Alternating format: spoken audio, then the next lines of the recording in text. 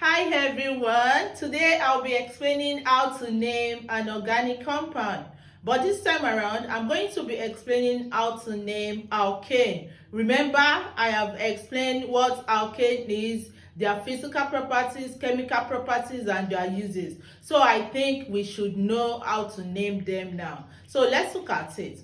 When you want to name an organic compound or you want to name alkane, the first rule that you must follow in naming the alkane is to select the longest chain. What do I mean by that? The longest chain is also the same thing as the principal chain. Let's assume that you were given this.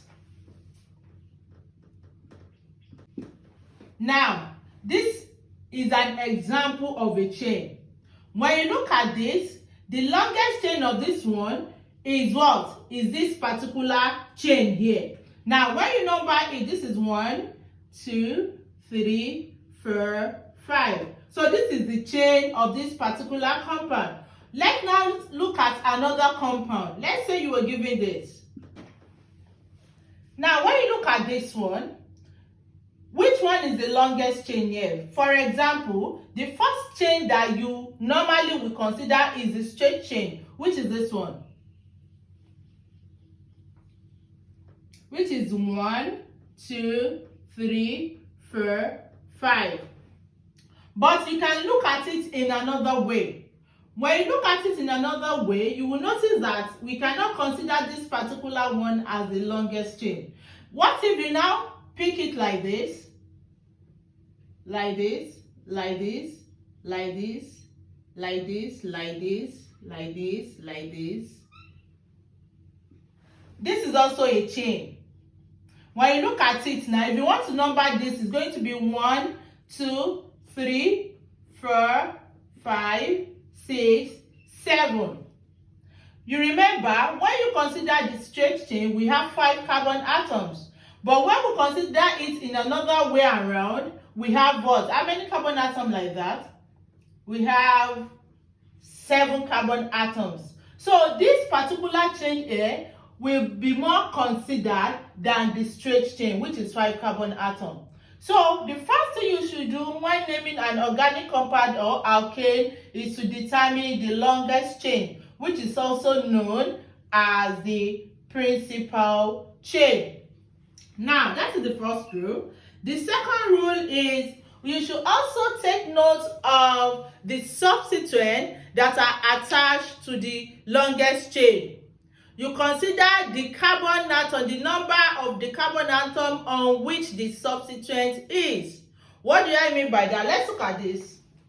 Now, before I explain this, what do we mean by substituent? A substituent is a group that is attached to the main chain. Now, when you look at this, you can see that this, when you consider this, we can see that this is the main chain here.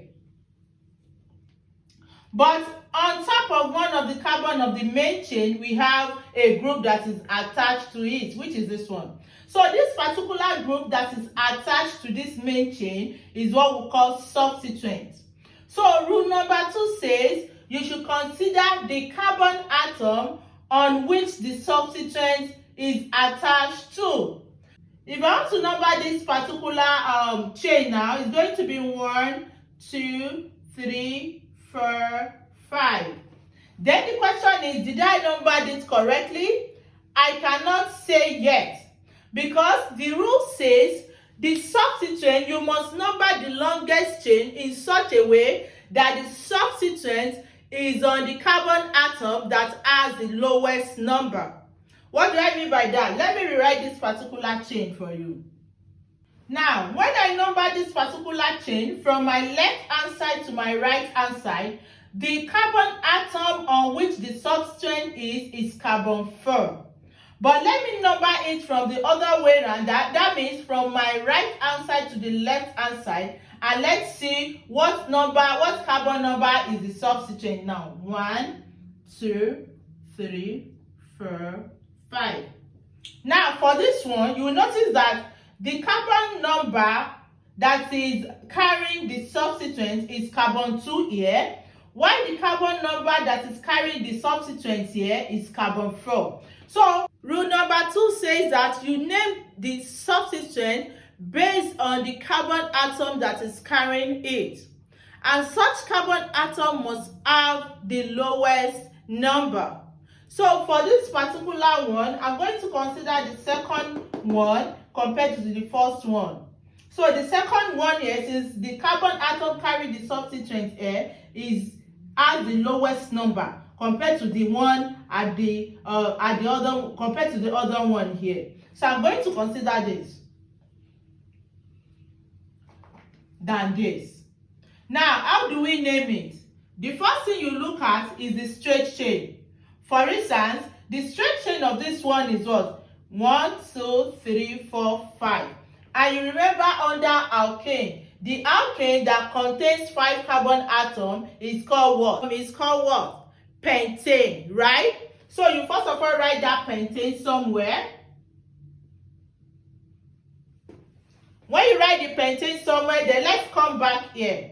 Then you now look at the substituent. What is the number of carbon atom carrying the substituent? It is 2. So when you want to name it, it's going to be 2 methyl pentane.